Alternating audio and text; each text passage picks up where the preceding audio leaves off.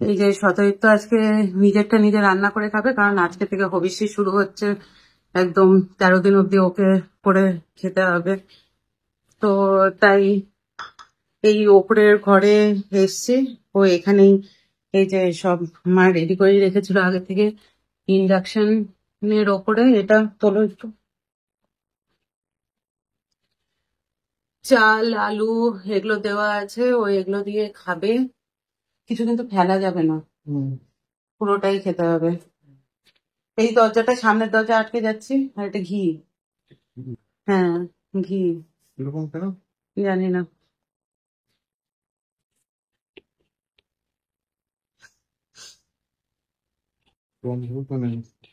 ঘি কি কি দিল কি? ঘি এটা। ঠিক আছে। হ্যাঁ, এই দরজা বন্ধ করতে, আমি সামনের দরজা বন্ধ করতে। এখন যাচ্ছি ভারত সেবাশ্রমে। ভারত সেবাশ্রমে এই টাকাটা দিতে, কারণ ওখানে তো শ্রাদ্ধ শান্তি কাজের জন্য টাকাটা দিতে হবে।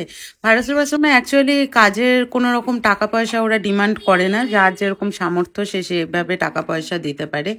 এটা হচ্ছে আশ্রমের দিকটা, যেখানে বাচ্চারা থাকে ভারত সেবাশ্রমে। এবার কালকে যখন ভারত সেবাশ্রমে ঢুকলাম, কিছু পুরনো কথা খুব মনে পড়ছিল। আমি বিয়ের আগে শতদীপের বাবা মা, আমি, শতদীপ ভারত সেবাশ্রমে একবার এসছিলাম ত্রিশূল পূর্ণিমায়। তখন হচ্ছে ওর মায়ের খুব ভারত সেবাশ্রমে যাতায়াত করতো, তো ওখানকার দীক্ষিত ছিল। তো ওখানে বসে আমরা প্রসাদ খেয়েছিলাম। তারপরে আরও প্রচুর কথাবার্তা হয়েছিল ভারত সেবাশ্রমে। তো মানে সেই পূর্ণিমার দিন 4 দিন ধরে অনুষ্ঠান হয়, আর সেখানে ভোগের প্রসাদ খাওয়ায় নিচে বসে সবাই, রিক্সাওয়ালারাও খাচ্ছে, আবার বড় বিশাল কোটিপতিরাও খাচ্ছে। এই হচ্ছে ব্যাপার। আর হচ্ছে এখন তো হয়ে গেল দেওয়া। এবার আমরা ফিরে যাচ্ছি বাড়ির দিকে, কারণ সন্ধে লেগে যাচ্ছে। সন্ধ্যের আগে তো শতদীপকে বাড়ি ঢুকতেই হবে। আর আমি বলেছিলাম যে তোমাকে আসার দরকার নেই, কিন্তু ও তাও জোর করে এলো। ঠিক আছে, বাড়িতে থাকতে থাকতে ওর বলে ভালো লাগছে না, সেজন্য ঘুরে গেল। এটা হচ্ছে আমাদের জলপাইগুড়ির প্রাণকেন্দ্র বলা যায়, এটা কদমতলা। জলপাইগুড়ি কদমতলা, যেখানেই যাওয়া হয় না কেন এই কদমতলার উপর দিয়েই আমাদেরকে যেতে হয়। তো এখন আমরা বাড়ি ফিরে যাচ্ছি, বাড়ি গিয়ে সন্ধ্যা আরতি করবো। আমরা ভারত সেবাশ্রম থেকে ফিরলাম, ফিরে শতদীপ সন্ধ্যা আরতি করতে যাচ্ছে এখন। এদিকে কোনো উপরে সন্ধে দিচ্ছে ঠাকুর ঘরে। সকালবেলায় দেখালাম যে তুলসী মঞ্চ, ওখানেই আরতি করছে।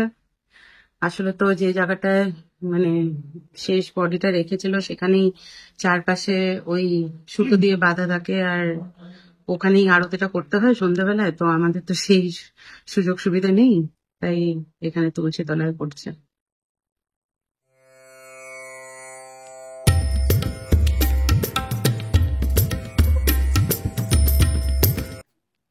Good morning. এখন বাজে সকাল 9:30। আমরা যাচ্ছি সেই মাঠে খাবার দিতে। কালকে তো বলেছিলাম এখানে পাখি পাওয়া খুব মুশকিল। অনেকক্ষণ ছাদে উড়ে পাওয়ার পরও পাখি পাওয়া যায় না, সেজন্য সেই মাঠেই যেতে হয়। আর তাছাড়া আমার তো আজকে থেকে, আমি 2 দিনই ছুটি নিয়েছিলাম, আবার সামনের সপ্তাহে ছুটি নেব। তো আজকে থেকে তো সেরকম শুধু রেগুলারের কাজ, মানে যা সতর্ক নিয়মগুলো করতে হবে বাড়িতেই সব। ওই জন্য আমারও যেহেতু ওয়ার্ক ফ্রম হোম, আজকে থেকেই আমি অফিসেও জয়েন করেছি। তো সকালবেলা এই অফিসে লগ ইন করে এখন যাচ্ছি আমরা মাঠে খাবার দিতে। এই শতদীপ যাচ্ছে এখন, গরমে একদম পা পুড়ে যাচ্ছে। হ্যালো এভরিওয়ান, আবার চলে আসলাম। আজকে আসলে আমি ওর খাওয়ানোটা দেখাতে পারিনি, কারণ হচ্ছে আমরা যে মাঠে খাওয়াতে যাই সেখানে আজকে ওই গরুটা ছিল না। তো আমাদেরকে অনেকটা ঘুরে ঘুরে গিয়ে তারপরে হচ্ছে খুঁজে খুঁজে বের করে খাওয়াতে হয়েছে। তো সেজন্য আর খাবারটা দেখাবো কি করে, কারণ ও তো না খাইয়ে, গরু বা পাখিকে না খাইয়ে খেতে পারবে না। তো সেজন্য আমরা খুঁজে খুঁজে বের করে খাইয়ে তারপরে বাড়িতে এসে একবার ব্রেকফাস্ট করে, আমার তার মধ্যে আজকে থেকে বললামই তো অফিস আমি জয়েন করেছি, তো অফিসে মিটিং টিটিং ছিল, তো সেগুলো অ্যাটেন্ড করে তারপরে আমি আবার ভিডিওটায় আসলাম। তো এই আর কি, ব্রেকফাস্ট তো হয়ে গেছে। ব্রেকফাস্ট তো সেই সাবু আর ফল। আর কালকে থেকে তো একটু একটু করে দুধ চা খাওয়া আবার শুরু করেছে, কারণ কালকে থেকে তো আগুনে তৈরি করা জিনিস খাওয়া যায়। তো এতদিন লিকারি খাচ্ছিল, কালকে থেকে দুধ চা খাচ্ছে। এই হচ্ছে ব্যাপার। এবার আরেকটা, যে কথাগুলো আবারও সেই কিছু পুরনো কথা আমি বলবো। আজকে তো ডটার্স ডে, তো যাদের মেয়ে আছে এবং যারা মেয়ে সবাইকেই হ্যাপি ডটার্স ডে। তো আমার তো বাড়িতে মেয়ে নিয়েই সমস্যা শুরু হয়েছিল। তো এবার হচ্ছে তারপরেও আমি আমি বা শতদীপ দুজনেই, শতদীপ তো মেয়ে অন্তঃপ্রাণ। এবার আমারও সেখান থেকে মেয়েদের সকলকে হ্যাপি ডটার্স ডে জানাই। আর এবার হচ্ছে পুরোনো কিছু কথা বলতে, কালকে তো বারবার করে আমি বলছিলাম যে শতদীপ কি করেছে। কালকে এমনকি আগের দিনেরও ভিডিওতে বলেছিলাম শতদীপ কি করেছে না করেছে, সেগুলো কোথাও না কোথাও কিছু না কিছু প্রমাণ আছে। কিছু কিছু করে আমি বলছি। আমাদেরকে তো ওই বাড়ি থেকে বের করাটাই মেন, মানে ইন্টেনশনালি বের করাটাই মেন উদ্দেশ্য ছিল। কারো না কারো কারণ হচ্ছে, শতদীপের যদি বিয়ে হয়ে যেত আর শতদীপের যদি বাচ্চা হয়, সে যদি ছেলে হতো তো উত্তরাধিকার থেকে যেত ওই বাড়ির। তো এই জন্য মেয়ে হওয়ার ফলে আমি সাকসেস কথাটা এসছিল। কারণ মেয়ে হয়েছে, মেয়ের তো বিয়েই হয়ে যাবে, সেখানে তো বাড়ির ভাগ পাওয়ার কোনো প্রশ্নই আসে না। বাড়ির ভাগ বা সম্পত্তির অধিকার পাওয়ার কোনো প্রশ্নই আসে না, এটা একটা। দ্বিতীয়ত, বিয়ের পর থেকেই বিভিন্ন ধরনের অশান্তি ঝামেলা শুরু হয়। যেমন আমি ব্যাঙ্গালোরে থাকতাম, শতদীপ কলকাতায় থাকতো। তো বিভিন্ন ভাবে ব্রেন ওয়াশ করা হতো আমার এগেনস্টে ব্রেন ওয়াশ এরকম করা হতো যে, তাও বিয়ে হয়েছে 2016 সালে, 18 সালে ট্রান্সফার নিয়ে আমি চলে আসি। আর ব্রেন ওয়াশ যেটা হতো সেটা শতদীপের কান অব্দি যখন পৌঁছতো, শতদীপের সাথে আমার তুমুল অশান্তি ঝামেলা হতো, দীর্ঘদিন এই অশান্তি ঝামেলা চলতো। এ কারণে কেউই আমরা ভালো থাকতে পারতাম না। শতদীপ ব্যাঙ্গালোরে গিয়ে থাকতো, কিন্তু ওই যে আমি একসাথে আমরা সংসার করছি না, এমনও কথা আমাকে শুনতে হয়েছিল যে আমার হয়তো ওখানে কারোর সাথে কোনো সম্পর্ক আছে, বা আমি ওখানে কিছু নোংরামি করে বেড়াচ্ছি, সেজন্য আমি নাকি ট্রান্সফার নিয়ে আসতে চাই না কলকাতায়। কিন্তু বিয়ের আগের থেকেই বা বিয়ের পরে কি ধরনের আমি আহ, চেষ্টা করেছি সেটা শুধু আমিই জানি। সেটা তো আর মানে ভগবানকে ডেকে বলে পরে হয়তো ভগবানই শুধু জানে যে আমি কি করেছি না করেছি। যাই হোক, সেগুলো তো কথা না। তো এই ধরনের ব্রেন ওয়াশ গুলো করা হতো যাতে কোনোভাবে শতদীপের বিয়েটা ভেঙে যায়। মানে আমার সাথে যে বিয়ে হয়েছে, বিয়ের আগেও তো প্রচুর 2-2.5 বছরে প্রচুর অশান্তি ঝামেলা হয়েছে, সেটাও একমাত্র এই ব্রেন ওয়াশ গুলোর কারণে। এবার কোনোভাবে আমার সাথে বিয়েটা ভেঙে যায়, যাতে শতদীপ তো বাড়ির ছোট। তো শতদীপ কোনোদিনই এই অশান্তি ঝামেলা, যারা শতদীপকে পার্সোনালি চেনে তারা সবাই জানে শতদীপ কি ধরনের ছেলে। ও চুপচাপ থাকতে ভালোবাসে। ও যখন বাস্ট হয় তখন সাংঘাতিক রকমের বাস্ট হলে পরেও আমার মতন, আমি যেমন অনর্গল বলতেই থাকি, ও সেটা বলে না। ও কিছু কিছু কথাই বলে যেটাই মানে বললে পরেই সেটাই খুব গায়ে লেগে যায়। তো সেই জন্য ও কোনো অশান্তি ঝামেলার মধ্যে যেতে চাইতো না। আহ, সে কোনোদিনই কোনো রকম মুখ খোলেনি। এখনো বলতে পারে, ও হয়তো বলবে বলবে না তা না, কিন্তু এখন ওর মনের পরিস্থিতি এরকম নেই যে ও এখন সেই কথাগুলো বলবে। যাই হোক, বিয়েটা কোনোভাবে তো হয়ে যায়। বিয়ের পর থেকেও এই ধরনের বিভিন্ন ধরনের কথা বলে কোনোভাবে বিয়েটা যাতে ভাঙে, যাতে ওই বাড়ি কোনো রকম উত্তরাধিকার পরবর্তীতে না থাকতে পারে শতদীপের তরফ থেকে, যাতে সম্পত্তিটা পুরোটাই হরপ করা যায়, এটাই ছিল মেন ইন্টেনশন। তো যাই হোক, তারপরে তো আমি ট্রান্সফার হয়ে কলকাতায় আসি। এমন পরিস্থিতি হয়েছিল যে সমস্ত আত্মীয় স্বজনরা, আমি যখন ব্যাঙ্গালোরে থাকতাম তখন আমার সাথে কিন্তু সবার রেগুলারলি ফোনে কথা হতো। ইভেন মায়ের সাথে, বাবার সাথেও ফোনে রেগুলারলি কথা না হলেও সপ্তাহে 3 দিন 4 দিন কথা হতো। তখন কবে আমি ফিরবো এই নিয়ে সবার কোয়েশ্চেন, কেন ট্রান্সফার হচ্ছে না, প্রচুর তো আইটি সেক্টরে জব আছে, কেন আমি কলকাতায় আসছি না, এই নিয়ে অনেক ইয়ে হতো। কিন্তু যখন আমি ট্রান্সফার হয়ে সত্যি কলকাতায় চলে এলাম, তারপর থেকে আমি জানি না কি হলো, আস্তে আস্তে আস্তে আস্তে মানে সবাই আমার সাথে কথা বলা বন্ধ করে দিল। মানে ফোনে আমার সাথে কোনো রকম কথাই হতো না, হলেও হয়তো মাসে 1 দিন কি 2 দিন। তো আমি প্রথম প্রথম চেষ্টা করতাম যে ফোন করে করে কথা বলি, কিন্তু সেরকম রেসপন্স পেতাম না যেটা ব্যাঙ্গালোরে থাকতে পেতাম। তখন তো সবার একটাই গিয়েছিল যে আমি ব্যাঙ্গালোরে থেকে মানে আসতে চাইছি না, কিন্তু যখন সত্যিই চলে আসলাম তখন সেটা কেউ ভাবতে পারেনি যে না আমি সেই টাইপের মেয়ে নই, বা সেরকম আমার কোনো রকম ইন্টেনশন ছিল না যে আমি ওর সাথে আলাদা থাকতে চাই বা ওকে নিয়ে আলাদা হয়ে যেতে চাই। গেল। তারপরে আমি যখন ব্যাঙ্গালোরে থাকাকালীন একটা ইনসিডেন্ট বলবো। আমি ব্যাঙ্গালোরে থাকতে বিয়ের পরপরই 17 সালে প্রচন্ড অসুস্থ হই ব্যাঙ্গালোরে থাকতেই। 17 সালে সেটা হচ্ছে এপ্রিল মাসে আমি পয়লা বৈশাখে আসি বাড়িতে, তখন পয়লা বৈশাখের থেকে যখন ঘুরে যাই গিয়ে প্রচন্ড অসুস্থ হই ব্যাঙ্গালোরে। সেগুলো সমস্ত টেস্ট রিপোর্ট গুলো বা যা যা আছে সমস্ত কিছু আমার কাছে এখনো আমি রেখেছি। ওটা রেখেছি এই কারণেই, কারণ হচ্ছে ওটা একটা স্মৃতি। তো এবার সেই টাইমে প্রচন্ড অসুস্থ হই। প্রচন্ড অসুস্থ হওয়ার পরে আমি শতদীপকে জানাই। শতদীপের সাথে ফোনে ছিল, তো শতদীপ বলছিল যে ঠিক আছে তুমি ডাক্তার দেখাও, কি বলে না বলে তারপরে আমি দেখছি ওখানে যাওয়া। লাস্টে অসুস্থতা এরকম লেভেলে পড়লো, আমাকে বললো ব্যাঙ্গালোরেই হসপিটালাইজড হতে। তো এবার ব্যাঙ্গালোরে আমি থাকতাম পিজিতে, সে টাইমে ওখানে তো আমার আশেপাশে কেউ ছিল না, আর আমার বাড়িতে তো আমার বাবা মা, আমার বোন আছে। তো আর বাবাও তখন চাকরিতেই ছিল, বাবা এমন না যে রিটায়ার করে গেছিল। তো বাবা মারও ফেলে কলকাতা হলে তাও একটা কথা, ব্যাঙ্গালোর যাওয়া সম্ভব ছিল না। তো যেহেতু শতদীপ হাজবেন্ড, তখন শতদীপেরই প্রথম নিয়ে যাওয়াটা উচিত ছিল। তো এনি হাও যখন মানে শতদীপের সাথে কথাবার্তা চলছে, একদিন মানে খবর এলো যে ওর দাদার হার্ট অ্যাটাক হয়েছে। শতদীপ আমার কথা একবার, শতদীপ এই যে আমি বললাম না শতদীপ কি করেছে না করেছে সেই জিনিসগুলো যদি কোথাও না কোথাও কিছু না কিছু প্রমাণ আছে। হার্ট অ্যাটাক হলো, তো শতদীপ দৌড়ে চলে এলো ইয়েতে আহ শিলিগুড়িতে চলে এলো। ওর দাদার ইমিডিয়েটলি স্টেন বসাতে হলো। সেই টাইমে শতদীপ এখানে এসে 2 মাস ছিল। তখন আমি যখন বললাম তাহলে আমি এখন কি করবো, আমাকে ব্যাঙ্গালোরে হসপিটালাইজড হতে বলেছে। শতদীপ বললো যে তোমার যদি চিকিৎসা করাতে হয় তোমাকে এই জলপাইগুড়ি আসতে হবে। আমার মানে আমি তো ওখানে একা একা কিছু করতে পারবো না, আমাকে জলপাইগুড়ি আসতে হবে। এদিকে ওর বাড়িতে ওর দাদার এরকম অবস্থা, তখন ততই না ওর দাদা ছাড়া পেয়ে বাড়ি চলে এসছে। এবার ওর বাড়িতে কেউ কিছু জানতো না যে কি হয়েছিল না হয়েছিল, কারণ এই পরিস্থিতিতে শতদীপ জানাতে চাইনি।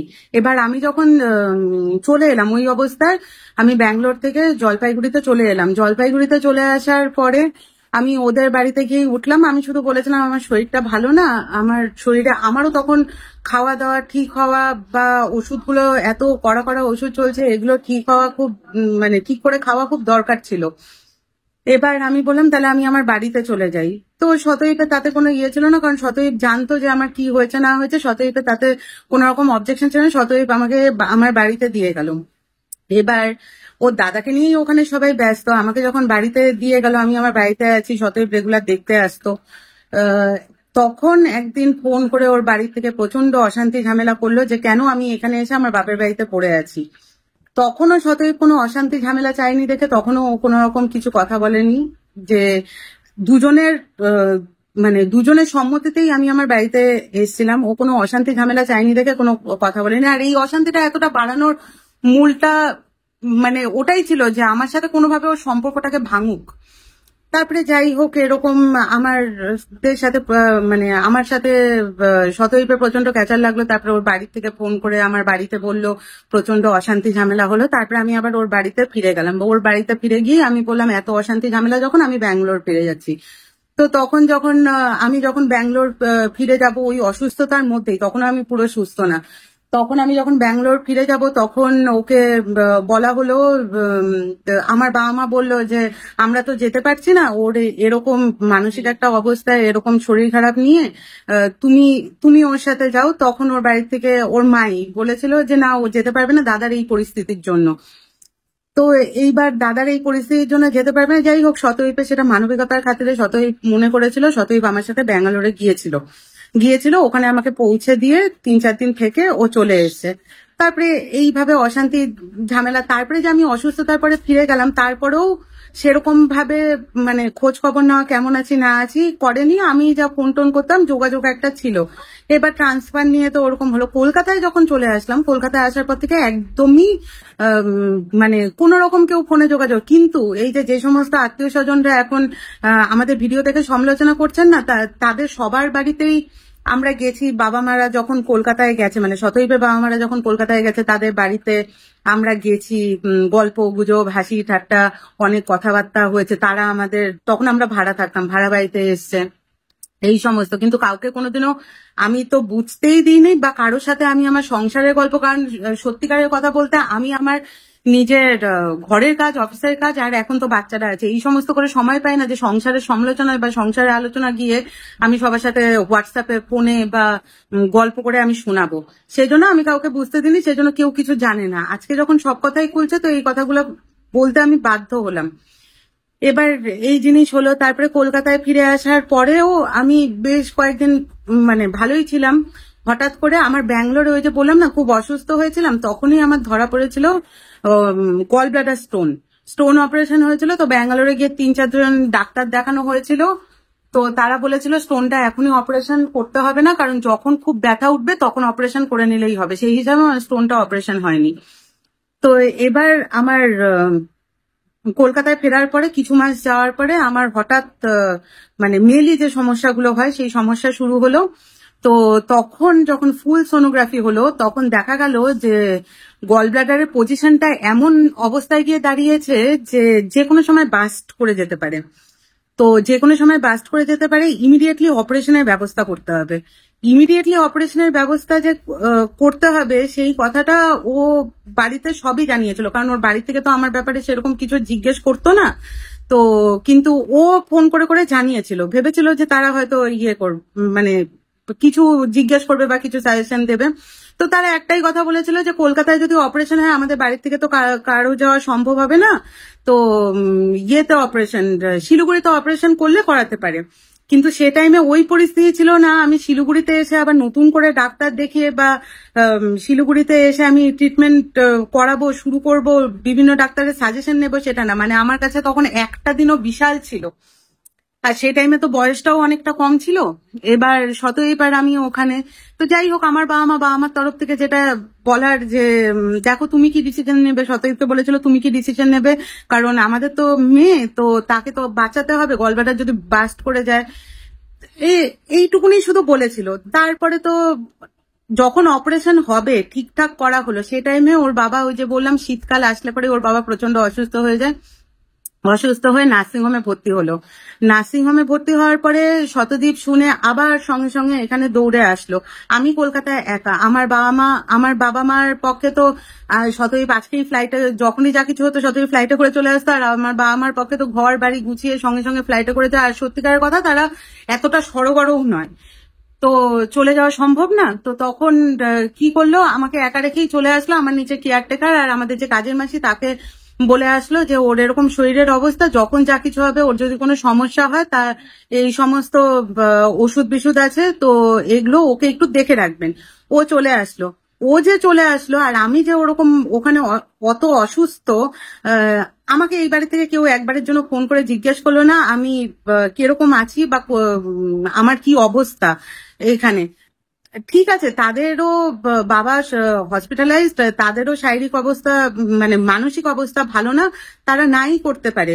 কিন্তু 3-4 জনের মধ্যে একজনও ফোন করে, একটা শতদীপ এখানে এসে 10 দিন ছিল, একটা বারের জন্য কেউ জিজ্ঞেস করতে পারবে না, এটা আপনাদের কি মনে হয়?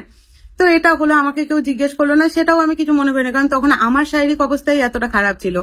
তো শতদীপ, ওর বাবা যেদিন ছাড়া পাবে শুনে তার একদিন আগে 2 দিন আগে শতদীপ ওর বাড়িতে বললো যে ও ফিরে যাবে কলকাতায়, কারণ হচ্ছে আমার শারীরিক অবস্থা, আমাকে ইমিডিয়েটলি অপারেশন করাতে হবে। তো ফিরে যাবে কলকাতায়। তখন ওকে ফিরে যাওয়ার কথা বলাতেই ওর বাড়ি থেকে কেউ একজন বলেছিল যে আজকে যদি ওর দাদা হতো তাহলে পরে বাবা মাকে ছেড়ে কখনো যেত না। তখন তার উত্তরে ও বলেছিল আমি তো, আমারও তো ওখানে একটা সংসার আছে, আমি তো ওকে ফেলে দিতে পারবো না। তো ওর মানবিকতার খাতিরে এই কথা বলে ওখান থেকে ফিরে এসেছিল, কারণ আমাকেও ইমিডিয়েটলি অপারেশনটা করাতে হবে। এবার যখন ওখানে এসে 2 দিনের মধ্যে আমি নার্সিং হোমে ভর্তি হই। নার্সিং হোমে ভর্তি হওয়ার পরে আমার অপারেশনটা হয় মানে গলব্লাডারে বললাম না, সেটা তো সোনোগ্রাফিতে দেখা গেছিল এমন অবস্থা। আমার 70খানা স্টোন বেরিয়েছিল, আর স্টোন গুলো এমন মোজাইকের পাথর যেরকম হয় সেরকম। আমি কলকাতায় ফিরে আমি না হয় ওই স্টোন গুলো এখনো আছে, এখন তো অনেক ছোট হয়ে গেছে, ওই প্রিজার্ভ করে রাখতে রাখতে আমি দেখাবো। 70খানা স্টোন বেরিয়েছিল। স্টোন বেরোনোর পরে সেই এত বড় অপারেশন হওয়ার পরেও যদি কেউ এই বাড়ির থেকে কেউ খোঁজ নেয়নি। শতদীপকে জিজ্ঞেস করতো, কিন্তু আমার সাথে একদিন ফোনে কথা বলা, আমি তো খুব খারাপ, আমার সাথে ফোনে কথা বলা বা আমার সাথে যোগাযোগ করা কেউ করেনি। হলো ওখানে দেখতে গেছিল, ওখানে ওর কাকু আছে, কাকু দেখতে গেছিল, কারণ কাকুকে এই বাড়ি থেকে জানিয়েছিল যে আমি হসপিটালাইজড, তো সেই জন্য ওর কাকু দেখতে গেছিল। ব্যাস, আবার বাড়ি ফেরার পরে ওর কাকু এসেছিল। এটা গেল। এবার হচ্ছে এই জিনিস হলো, তারপরে আমার একটা ইনফেকশন হলো, মানে আমার এরকম অনেক কিছুই আছে, আমার একটা ইনফেকশন হলো, সেই ইনফেকশনটাও খুব, মানে ডাক্তার দেখানোর পরে সেই ইনফেকশনটার কথা বললো যে ইনফেকশনটা ইমিডিয়েটলি যদি আমার অপারেশন না করে, মানে ওটা ক্যান্সার রূপ ধারণ করে নিতে পারে। এই ধরনের কথাবার্তাও হয়েছিল, সেগুলো ওর বাড়িতে জানিয়েছিল। তারপরেও ওই বাড়ির থেকে কেউ আমাকে কখনো মানে একবারের জন্য প্রয়োজন মনে করেনি জিজ্ঞেস করার।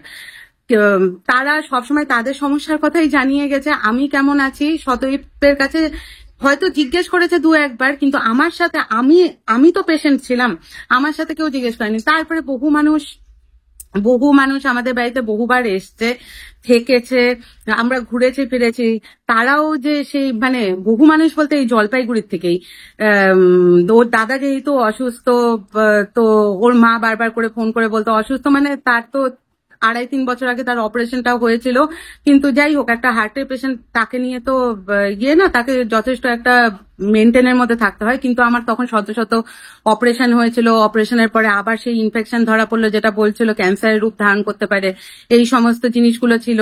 তারপরেও আমার কথা কেউ জিজ্ঞেস করেনি। ওর মা সবসময় ফোন করে বলতো যে দাদাকে একটু দেখিস, দাদা ওখানে গেছে, দাদা যেন বাইরের খাওয়া দাওয়া না করে, দাদা যেন বাড়িরই খায়। সেগুলো মেনটেন করার জন্য আমার তো তখন অফিস যেতে হতো রেগুলার, সকালবেলায় উঠে সমস্ত কিছু রান্না বান্না, বাড়ির রান্না টান্না করে রেখেই আমি অফিস যেতাম। এসে দেখতাম বেশিরভাগ দিন, বলবো না রেগুলার, বেশিরভাগ দিন খাওয়ার বেশিরভাগই পড়ে আছে বা ফ্রিজে ঢুকেছে, আর হচ্ছে বাইরের খাবারই খাওয়া হচ্ছে। তো আমি কিছু বলিনি, ঠিক আছে, এটা আমার কর্তব্যের মধ্যে পড়ে, ওর মা যেহেতু জানিয়েছে, তাদের নিজস্ব ব্যাপার, আমি কিছু বলিনি, সেভাবেই হয়েছে।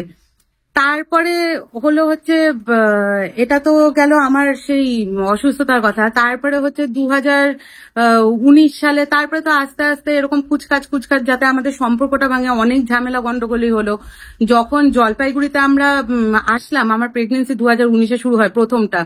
জলপাইগুড়িতে এসেছিলাম সাধের আগে এসে, তারপরে সাধের কি অনুষ্ঠান হবে না হবে সেগুলো সমস্ত কিছু কথাবার্তা। এবার যে আমি এই যে প্রেগনেন্টটা হয়েছিলাম না, এই প্রেগনেন্সি নিয়েও অনেক কথাবার্তা উঠেছিল, যে আমার মেবি হয়তো আমি কোনোদিনও প্রেগনেন্টই হব না, বা এত বছর হয়ে গেল কেন আমার বাচ্চা হচ্ছে না, এগুলো নিয়েও বিভিন্ন জায়গায়, সেটা না হয় পরে একদিন বলবো কি কি কথা উঠেছিল। এবার এই কথাগুলো উঠেছিল যখন আমি সত্যি প্রেগনেন্ট হলাম, তখন একটা বারের জন্য কেউ আমাকে জিজ্ঞেস করেনি যে পুরোটা প্রেগনেন্সি আমি কেমন আছি। আমি যখন জলপাইগুড়িতেও ফিরেছি না, তখন কিছু ভালো মন্দ খেতে, ওই যে বললাম ওই বাড়িতে আমার সেরকম অধিকার ছিল না, কিছু ভালো মন্দ খেতে হলে পরে অন্য কারো কাছে আমাকে পারমিশন নিতে হতো বা জিজ্ঞেস করতে হতো যে কোনটা কি করা যাবে রান্না করে। তো প্রেগনেন্সি টাইমটা তো তখন আমি হাইপার হতে চাইনি, বা সেই গন্ডগোল ঝামেলা আমি একদমই চাইনি, কারণ আমি ভেবেছিলাম আমি এসছি, ডেলিভারি হবে, আমি চলে যাবো এরকম। তারপরে তো ডেলিভারি যখন হলো, ডেলিভারির পরেও কিছু কিছু ঘটনা কালকে বলেছি, আগামীকালে আরো বলবো। আজকে বিয়ের পর থেকে যেগুলো হলো সেগুলো শুধু বললাম। আজকের মতন এটুকুনি থাক, ভালো থাকবেন, সুস্থ থাকবেন। আচ্ছা, আরেকটা জিনিসও আমি এখানে মেনশন করতে চাই। এটা তো আমি আমার কথা আজকে, মানে বিয়ের পর থেকে কি কি হয়েছে সেই জিনিসগুলো বললাম, কালকে না হয় ডেলিভারির পরের কথাগুলো বলবো। এবার যারা নিজেদেরকে খুব ভালো মানুষ, শোকাহত, দুঃখিত, আর আমরা খুব বদমাশ, শয়তান, অসভ্য, এই সমস্ত গণ্য করে না, আমরা তো আজকে আমার এই ভিডিওটা দেখার পরে আপনাদের কিছুটা হলো পরেও বুঝতে পারবেন যে কি রকম মনের উপরে একটা প্রেশার থাকলে পরে এই কথাগুলো তখনই বেরোয়। এবার যে মাকে হয়তো কি বহুজনের কাছে এই কথা গেছে, শতদীপ ওর মাকে দেখে না, শতদীপ ওর মাকে নিয়ে যায় না, শতদীপ ওর মার অযত্ন অনিয়ম করে। সেদিনও একটা কথা বলেছিলাম না, প্রতি বছর আমরা খবর পেয়েছি, প্রতিবার, বছর না 1 বছর ধরেই তো অসুস্থ ছিল, প্রতিবার আমরা খবর পেয়েছি, এসছি, শতদীপ প্রতিটা দিন ওখানে গিয়ে মায়ের সাথে কথা বলে, মায়ের কাছে থেকে সেই জিনিসটাকে পড়েছে, মানে দেখেছে, তারপরে আবার বাড়িও ফিরিয়ে নিয়ে আসছে। হ্যাঁ, যেটা বলছিলাম প্রচন্ড জল তেষ্টা পেয়ে গেছিল, ওই জন্য জল খাচ্ছি। হ্যাঁ, তারপরে আবার বাড়িও ফিরিয়ে নিয়ে আসছে। কিন্তু এবারই শতইবকে মানে শতইব যাতে না জানতে পারে সেটা স্ট্রিক্ট ইনস্ট্রাকশন দেওয়া ছিল, সেটাই বলার। এবার আমি ওই যে বললাম, আমরাও তো জলপাইগুড়ির লোক, জলপাইগুড়ি শিলিগুড়ি আমাদেরকে বের করতে কোনো অসুবিধা নেই। আর যারা গত বছর পর্যন্ত গত বছর যতবার নার্সিং হোমে ভর্তি হয়েছে মেডিকাতে, যারা ওখানে প্রেজেন্ট ছিল তারা নিশ্চয়ই দেখেছে শতইপের ওখানে কত চেনা পরিচিত আছে, বা আমাদের চেনা পরিচিত সার্কেল আছে, মানে আমার। তো এবার কি হয়েছিল বেসিক্যালি, এই খবরটা তো আমরা কোথা থেকে সঠিকভাবে পাচ্ছি না, তো এই 2-3 দিন টাইম নিলাম আমরা সেই খবরটা বের করার জন্য, যে অ্যাকচুয়ালি কি হয়েছিল সেটা আমরা বহুটাই জানতে পেরেছি। সেখান থেকে আমরা এটা জানতে পারলাম, এবছর যে 20 দিন ভর্তি ছিল, সেখানে মাত্র বাড়ির থেকে, সে এতটাই সিরিয়াস অবস্থায় আইসিইউতে ভর্তি ছিল, কিন্তু বাড়ির থেকে মাত্র 4 থেকে 5 দিন বাড়ির লোকজন সেখানে প্রেজেন্ট ছিল। সেটাও নাকি নার্সিং হোম থেকে ফোন করে তাদেরকে ডাকা হয়েছে, তখন তখন তারা গেছে। তো তার মানে বুঝতেই পারছেন কতটা ভালোবাসা ছিল, কতটা মানে প্রাণের টান ছিল। আরেকটা জিনিসও, মানে আমরা তো বহু বছর পরে ওই বাড়িতে ঢুকলাম। এবার গত বছর অব্দিও শতইব আমি ঢুকতাম না, শতইব যখন, কারণ আমার তো ওই বাড়িতে ঢোকার কোনো প্রশ্নই ছিল না, কারণ ঢুকতে বের করাটাই মেন উদ্দেশ্য ছিল। তো এবার আমরা যখন ওই বাড়িতে ঢুকলাম, গত বছর পর্যন্ত কিছু হয়নি, কিন্তু এবার গিয়ে আমরা নিজেরাই দেখে অবাক যে বাড়ি বিশাল ইন্টেরিয়ার করে। আমার নিজের বাড়িতে তো ইন্টেরিয়ার আপনারা ভিডিওতে তো দেখেছেন কি টাইপের ইন্টেরিয়ার করে, ইন্টেরিয়ার কত ধুলো বালি, কত মানে নোংরা, কত রকমের মানে ইনহাইজেনিক ব্যাপারগুলো থাকে।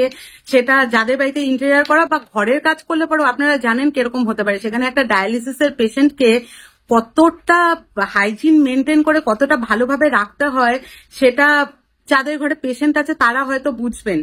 সেখানে দেখছি সেই পেশেন্ট যে খাটে শুয়ে থাকতো বা যেখানে থাকতো, সেই ঘরটাই একদম বিশাল ইন্টেরিয়ার করে, ঘরের ভিতর মানে সবাই তো একটা একটা ফ্লোরেই সবাই একসাথে থাকে, সেখানে সেই পেশেন্টটা একদিকে শুয়ে থাকতো, আর সেখানে ইন্টেরিয়ারের কাজ হচ্ছে, বিশাল ইন্টেরিয়ার হয়েছে। তো যারা ভালোবাসা, বা আমরা তো খুব অসভ্য শয়তান মানুষ, এবার যারা ভালোবাসা বা প্রাণের টান যাদের ছিল, আমাদের তো কোনোদিনই ছিল না। তো তারা তাহলে পরে কোন মানবিকতার দিক থেকে দাঁড়িয়ে এই সমস্ত জিনিসগুলো করতে পারে, যে আইসিইউতে ভর্তি থাকা, এত সিরিয়াস পেশেন্ট আইসিইউতে ভর্তি থাকা সত্ত্বেও সপ্তাহে 3-4 দিন, 4 দিন কি 5 দিন, 20 দিনের মধ্যে 4 দিন কি 5 দিন যাওয়া আর ইন্টেরিয়ার করা। এই কথাগুলো বলার কারণ, আমরা যদি এখানে থাকতাম, আমি তো আজকে কিছু আগের কথা বললামই, আমরা যদি এখানে থাকতাম তাহলে পরে এবারও ফিরে আসতো। আমি এটা জোর দিয়ে বলতে পারি, এবারও ফিরে আসতো। আর কতটা দুঃখ, কতটা মানে কষ্টে সেই মানুষটা গেছে, আরো কিছু কথা বলবো, তাহলে পরে আপনারা বুঝতে পারবেন। Thank you. এইবার যে মা ফিরে আসতো না, সেটা অ্যাটলিস্ট আস্তে আস্তে তো অনেক কথাই মানে কানে আসছে। তারা ভাবে যে আমি যেহেতু জলপাইগুড়ি থাকি না, তাদের পাড়ার লোক তাদের পরে বা তাদের কথাই মানে একতরফা জানে। তো এইবার গিয়ে বুঝতে পারি যে পাড়ার লোক যারা আছে মানে অনেকে অনেক কথা বলছে, ভাবছে তারা যেহেতু জলপাইগুড়িতে থাকে, মানে পাড়ার লোক তাদের কথাই বলে, তারাই ভালো। না, তাদের এই ভুল ধারণা, খুব ভুল ধারণা। মানে জানি লুকিয়ে লুকিয়ে ভিডিওগুলো পরে দেখা হবে অ্যাটলিস্ট। আর যখন ভিডিওটা দেখবে এই কথাটা জানি, মানে আমি খুব ভালো করে কোট করে বলে দিচ্ছি। পাড়ার লোকে আমি সবার কথা বলতে পারবো না, কারণ সবার সাথে আমার কথা হয়নি, বাট ম্যাক্সিমাম মেজরিটি সবাই সত্যিটা জানে কি হয়েছে, মানে মুখোশ তাদের খুলে গিয়েছে। আর সেকেন্ড অফ অল, মানে লাস্ট দিন যেদিনকে বাবা ডেকেছিল, আমি সেদিনকে তো গিয়েছিলাম। তো গত বছর ইন্টেরিয়ার করেছিল, হ্যাঁ আমি গত বছর না, সরি এবছর ইন্টেরিয়ার করেছিল টুকটাক, আমি ছবিতে যা দেখি। কিন্তু এবার গিয়ে দেখি যে ড্রয়িং রুমটা একদম রাজকীয় ভাবে ইন্টেরিয়ার করেছেন। তো ইন্টেরিয়ার করেছে, খুব ভালো কথা। তাদের টাকা, জানি না তাদের টাকা না বাবার টাকা, কার টাকা খরচ হয়েছে, বাবার টাকাই মোস্ট প্রবাবলি হয়েছে হয়তো। তো ইন্টেরিয়ার করেছে খুব ভালো, কিন্তু কথাটা আমার সেখানে না, কথাটা আমার সেখানে মা ছিল হচ্ছে মানে খুব সিরিয়াস পেশেন্ট, মানে ডায়ালিসিস সপ্তাহে 3 দিন চলতো, দুটো কিডনি ড্যামেজ। কতটা সিরিয়াস আর কতটা হাইজিনে থাকতে হয়, কতটা হাইজিনে থাকতে হয়। ড্রয়িং রুমে একটা বিশাল বড় করে রাজকীয় ভাবে ইন্টেরিয়ার হয়েছে, সোফা বানিয়েছে, ডাইনিং টেবিল বানিয়েছে, রং করেছে, পুরো সব প্রচুর ইন্টেরিয়ার কাজ হয়েছে। মানে কতটা আনহাইজিন, কতটা ডাস্ট, কতটা পলিউশনের মধ্যে মা ছিল। তো এর মধ্যে যদি মা থেকে থাকে, তার মানে তো বোঝাই যাচ্ছে, মানে জানি না, মানে আমি এক্সাক্ট ডেটটা জানি না কবে ইন্টেরিয়ারের কাজটা হয়েছে, বাট দেখে মনে হচ্ছে খুব রিসেন্ট হয়েছে, মেবি মাস 2-3 আগে কি 4 আগে, কি আগে পরে হতে পারে, আমি এক্সাক্ট ডেট তো জানি না, বাট এটা রিসেন্ট, মানে এবছরই হয়েছে সেটা খুব ভালো করে জানি। তো এই যে ইন্টেরিয়ার কাজটা, এটা পরে করলেও পারতো, এমন তো কোনো আর্জেন্সি, এমন তো কোনো তাড়াহুড়ো, এমন তো কোনো কিছু ছিল না, পরে করলেও পারতো। মানে এমন হতো যে আমার বাড়ির লোক অন্য কোথাও অন্য বাড়িতে শিফট করে চলে গিয়েছে, তারপরে ইন্টেরিয়ার হচ্ছে ফাঁকা বাড়িতে, that is a different issue, মানে একটা আলাদা জিনিস। কিন্তু যেই মানে ড্রয়িং রুমে মা থাকতো ওখানেই বেঁধে থাকতো, আর তার উল্টো দিকে বলেই এত বড় রাজকীয় ভাবে ইন্টেরিয়ার, মানে যাই হোক, আমি তো খারাপ, ঠিক আছে চল, আমি খারাপ, কিন্তু তারা আমার থেকে এক অংশ কিছু খারাপ না, তারা হয়তো তাদের মানে আরো বেশি খারাপ, মানে পিষে পিষে মারলো আমার মাকে, আর কিছুই না। এবার যে মা চলে যেত, এবার আমি আস্তে আস্তে বুঝি 100% মা চলে যেতে এর পেছনে তাদেরও প্রচুর হাত আছে। এত আনহাইজিনের মধ্যে রেখেছে, এত পলিউশনের মধ্যে রেখেছে, মানে এখনই তাদের ইন্টেরিয়ার করতে হতো, মানে জানি না, যাই হোক ঠিক আছে, মানে তারা আজকে মানে যাই হোক, এর হিসাব এক না একদিন হবে, এর এক না একদিন হবে। আমি যেদিনকে মাকে ধরে কাঁদছিলাম মানে শ্মশানে, আমি তো পেছন থেকে শুনলাম কেউ একজন বললো পাড়ার লোক, এর হিসাব হবে, তাদের বাড়িতেও ছেলে আছে, এই হিসাব একদিন ঠিক হবে, ঠিক হবে। তো এখন আর শ্মশানের মধ্যে কিছু ইয়ে করতে হবে না।